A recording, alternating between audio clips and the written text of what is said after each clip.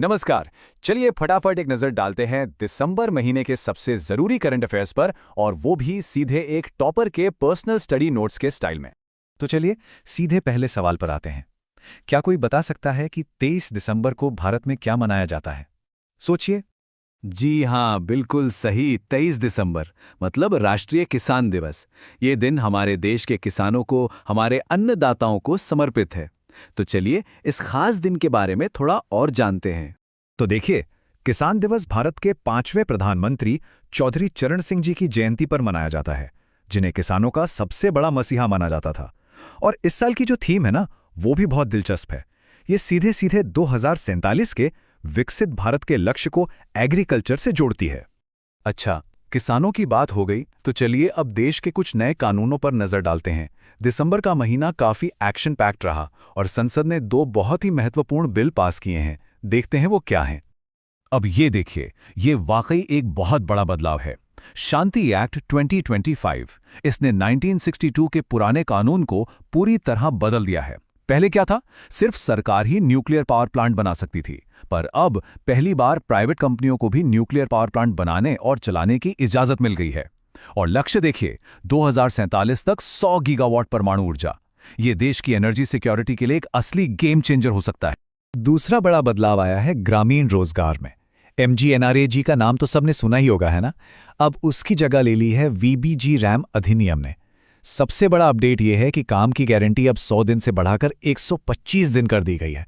और एक और इंटरेस्टिंग चीज, जब खेती का पीक सीजन होता है ना, तब मजदूरों की कमी ना हो, इसके लिए राज्यों को 60 दिन की रोक लगाने का अधिकार भी दिया गया है।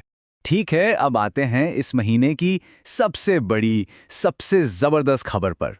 इंडिया और न्यूजीलैंड के बीच एक हिस्टोरिक फ्री ट्रेड एग्रीमेंट यानी FTA फाइनल हो गया है। ये एक बहुत बहुत बड़ी डील है। इस डील का स्केल समझना है तो बस इसे एक आंकड़े को देखिए, $20 अरब। जी हां, इतना बड़ा इन्वेस्टमेंट न्यूजीलैंड अगले 15 सालों में भारत में करने वाला है। ये कोई छोटी मोटी रकम नहीं है। तो इस समझौते में है क्या क्या? सबसे बड़ी बात, भारत के 100% एक्सपोर्ट्स को न्यूजीलैंड में जीरो ड्यूटी एक्सेस मिलेगा। मतलब हमारे बिजनेस के लिए एक बहुत बड़ा मार्केट बिना किसी टैक्स के खुल गया है। इसके अलावा इन्वेस्टमेंट, सर्विसेज और टैलेंट मोबिलिटी पर भी बहुत जोर दिया गया है। जो लोग न्यूजीलैंड में जाकर पढ़ना चाहते हैं, उनके लिए तो ये बहुत ही अच्छी खबर है। अब पढ़ाई के बाद काम करने के लिए वीज़ा मिलना आसान होगा। स्टेम ग्रेजुएट्स को 3 साल तक का पोस्ट स्टडी वर्क वीज़ा मिल सकता है। और सबसे अच्छी बात, इस पर कोई नंबर लिमिट नहीं है। सिर्फ स्टूडेंट्स ही नहीं, प्रोफेशनल्स के लिए भी नए दरवाजे खुले हैं। एक नया वीज़ा कोटा बनाया गया है 5000 लोगों के लिए।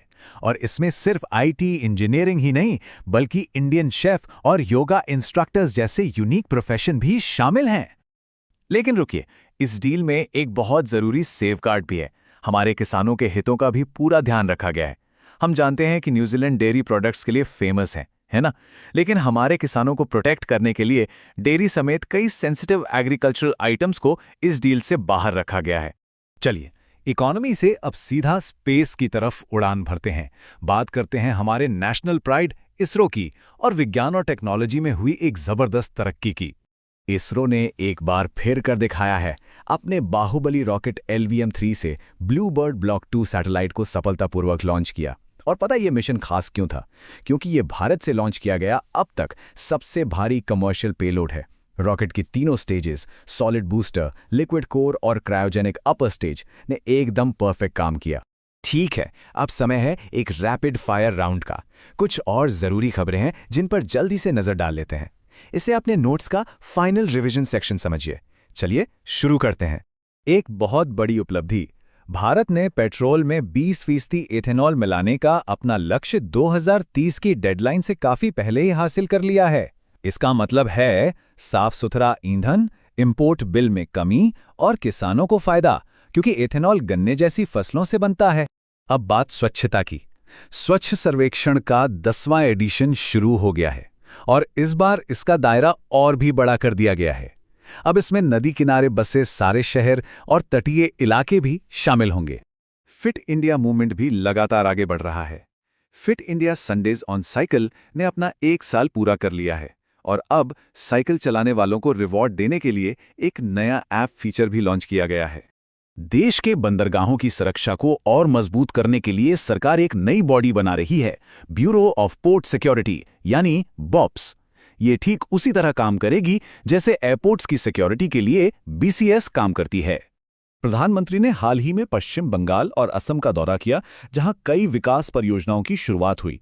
इनमें हजारों करोड़ के नेशनल हाईवे प्रोजेक्ट से लेकर गुवाहाटी में नया एयरपोर्ट टर्मिनल तक शामिल है, जो उस पूरे रीजन में कनेक्टिविटी और डेवलपमेंट को एक बड़ा बूस्ट देगा। और आखिर में चलिए वापस वहीं आते हैं जहां से हमने शुरू किया था। चौधरी चरण सिंह ने कहा था, सच्चा भारत अपने गांव में बसता है। ये बात आज भी उतनी ही सच है और आज की हमारी सारी चर्चा इसी के इर्द गिर्द घूमती है। तो ये थी दिसंबर महीने की कुछ बड़ी सुर्खियां। हमने नए कानूनों से लेकर एक बड़ी ट्रेड डील और राष्ट्रीय उपलब्धियों तक कई जरूरी टॉपिक्स को कवर किया। लेकिन यहां सबसे अहम बात यह है कि ये सब अलग अलग लगने वाली खबरें नहीं हैं। ये सब असल में एक बड़े राष्ट्रीय लक्ष्य को हासिल करने की दिशा में उठाए गए छोटे छोटे मगर जरूरी कदम हैं। तो मैं इस एक सवाल के साथ इस चर्चा को समाप्त करना चाहूंगा। ये सभी विकास, चाहे वो नया शांति एक्ट हो, न्यूजीलैंड के साथ FTA हो या इथेनॉल ब्लेंडिंग का लक्ष्य हो, ये सब मिलकर विकसित भारत 2047 के बड़े विजन को साकार करने में